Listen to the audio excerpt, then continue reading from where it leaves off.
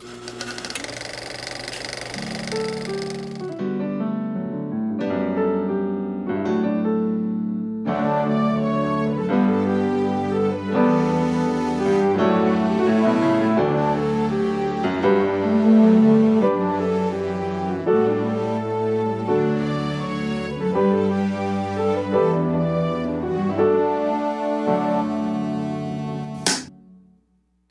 gotta tell you three ladies, I am beyond excited to be speaking with you about this film.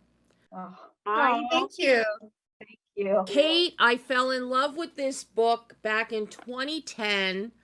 My father passed away and I was trying to entertain my young nephews. One was 4 at the time, the other was 6. And went to the bookstore and found this book, and they were enthralled with it. Oh, you're making me tear up. So you know, it's good that you're on the phone. Okay, that's yeah. This book holds a very special memory for me, and to see it finally brought to life and done so beautifully. Wendy, this is so delightfully enchanting. The animation elevates the beauty of Kate's story exponentially. I mean, I was in love with the story to begin with, and the illustrations that Yoko Tanaka did. But to see what you and your animators have done, it's just wow. The use of color, the way you're switching and contrasting with the grays and then going with the more candy colored tones, a little neon pop here and there. So stunning. The entire production design of the town, very eclectic. You've got the beautiful cathedral church, very medieval looking. Then you've got some Byzantine kind of apartment buildings. Just a beautiful cacophony and blend on every level. I love this film. That's like, Can we just say how awesome you are that you it's just like we're all just like gobsmacked. Like, we've got our hands on our hearts. It's just, wow. Ladies, I didn't know what to expect. I was hoping for something wonderful. I got something even more than wonderful. That just is just a pure delight. A pure delight. So how do you even, number one, what took so long for this book to be made into a film? Julia, as producer, what took so long? Oh no, what took you so long, Julia? Well, I mean, I went down a little bit of a wrong path, trying to think of it as a live action movie. At the time, I felt like animation actually wouldn't have necessarily have done justice to the story. I actually do believe things happen for a reason when they happen. And I think it took us as long as it did because the film needed to find Wendy Rogers. And all of the things that you were just saying about the film and how beautiful it is, I don't think would have happened with any other director. So movie making takes a while. People don't talk about how long it takes. You have to be really tenacious. You have to be like Peter. You have to never give up. You just have to keep going and jumping off of cathedrals to get the stories you love to be told. Netflix was a great home because they support people making movies in a visual style that are different from each other. And they really understood the story. And that is why. I don't know if that's a good answer, but there you go. I tried. I tried to do it faster. It's a very good answer, Julia.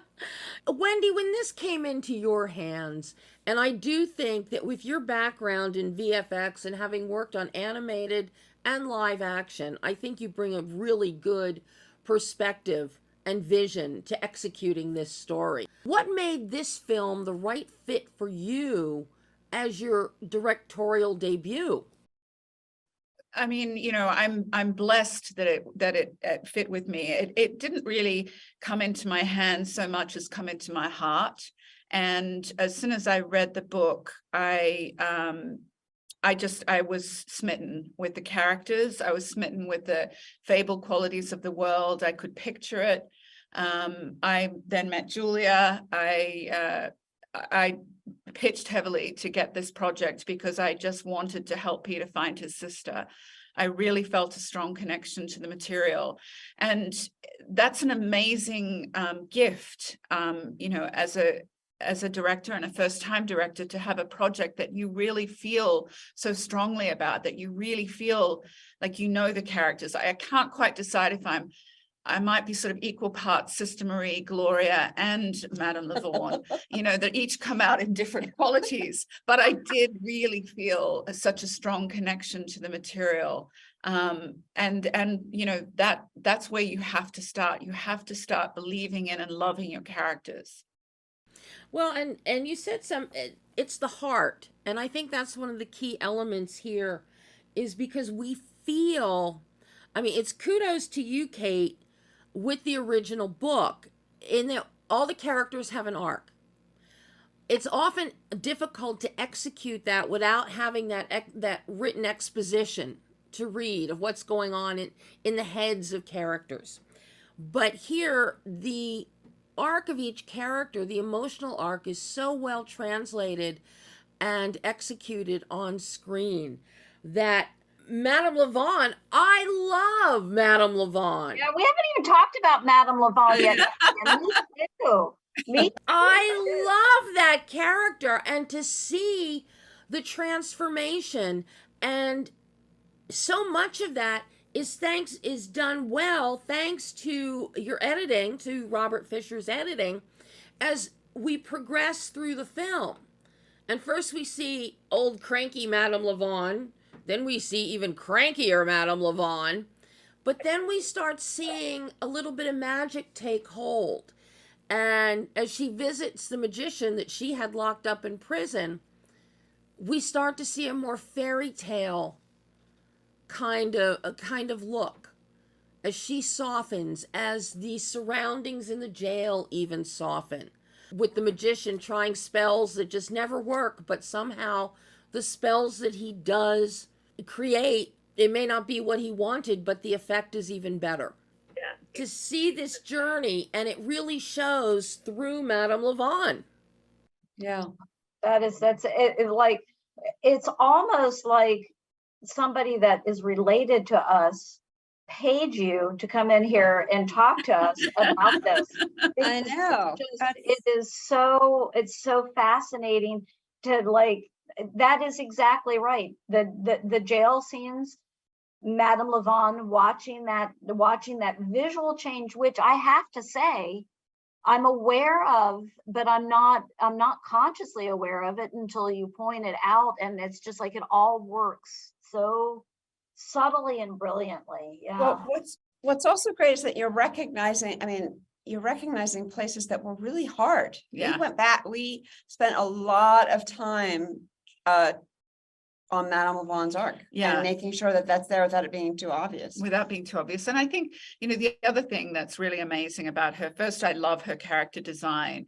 The voice, Miranda, is incredible. And the animation of just some of her facial expressions, her haughtiness and sneering, and then the softening again that plays against that. It's a really subtle and beautiful thing.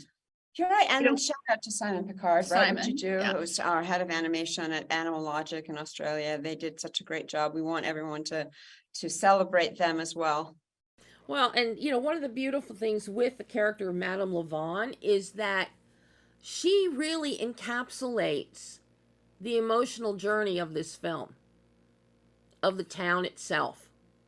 Yeah, She does. You're right, because she at the head of the film, she really doesn't believe in magic at all, and she's the one who her arc most closely tracks the return of hope and belief in magic to the town, because she starts to believe in magic again. Mm-hmm. I'm curious for you, Kate, how happy are you? Or let me rephrase it and say, how collaborative were you with Julia, with Wendy and the team, and with Martin Hines, who wrote the screenplay? Yeah, not collaborative at all. Wow. Yeah, which just makes everything that much more magical. I mean, there was I got to see some things behind the scenes at some point during the height of COVID. So I knew it was going to be beautiful. But that screenplay of Martin's is just, and we were talking about this before we started today. There's the elements that he adds only deepen the themes in the book. And there's, with Peter's impossible tasks. And there's a moment, when he's stepping out into the arena against DeSmet, and you see him standing there impossibly small and this huge, and I thought the first time I watched it, that is exactly right. It does something that takes the book and makes it better, because you have this visual thing of a small child against the impossible odds of the world. And it makes you understand it so clearly. He's so small and he's walking into that arena.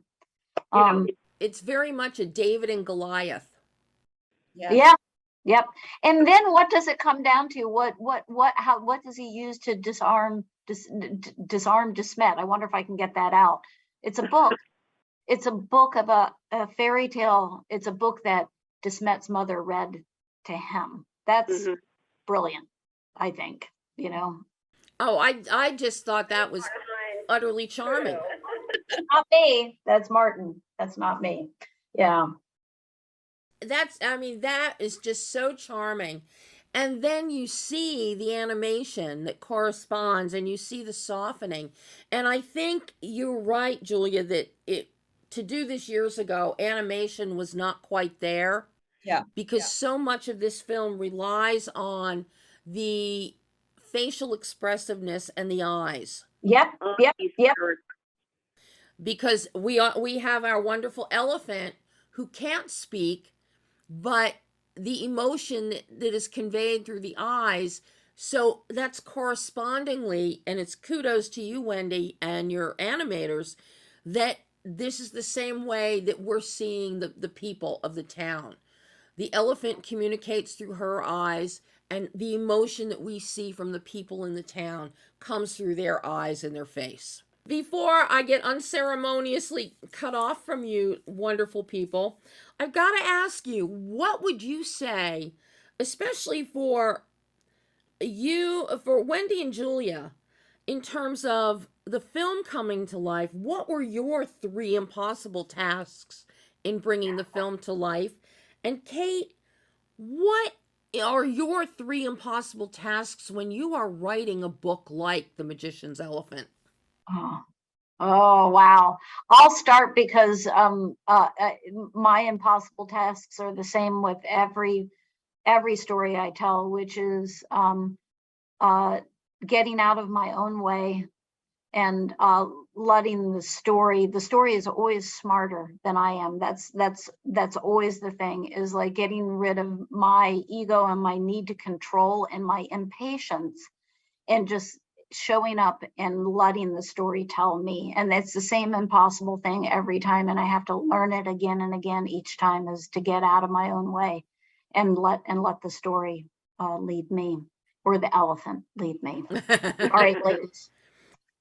For 3, for me, would be 1, getting the movie made, just because it's hard to get movies made, period, right? It's just, to kind of wrangle people together and get it going. 2nd, we made it during COVID. So I think just as a producer and a team leader, trying to keep people inspired and feeling safe, even though I wasn't in their houses, and just making sure communication was good between people, so people felt, that their work was valued and that they felt like they were in the room. And then 3, for producers, always, you have to be the kind of the headlights and just keep reminding people what the film is about, because, there's a lot, it's a collaborative sport and there are a lot of voices in the room. That'd be mine. For me, COVID, definitely. I agree with Julia 100%, and I sort of missed really the sort of collaborative sport that, in-person filmmaking and team building is. But it was really interesting to see the ways that we compensated for that via our, Zoom life. But that was difficult. And I think, being a director, you've got to sort of balance all of the details and the big picture. And that was, you know, obviously it's not impossible. I kind of love it actually, but it is something to be really conscious of, because you can get and need to be, you know, making very detailed decisions and detailed ideas, but you also need to stay really true to the North Pole of the film. Well, I think you definitely succeeded. And I just quickly have to say kudos on Mark Mothersbaugh's score. Oh, he's yes. amazing. He's so amazing. It's beautiful. And then you get a Diane Warren song at the end. Yeah, I know. We're pinching ourselves because we feel so lucky. It's such All a right. Ladies, amazing. Thank you so much. Thank you, thank you. Thank you. Bye-bye. Bye. Bye. Bye.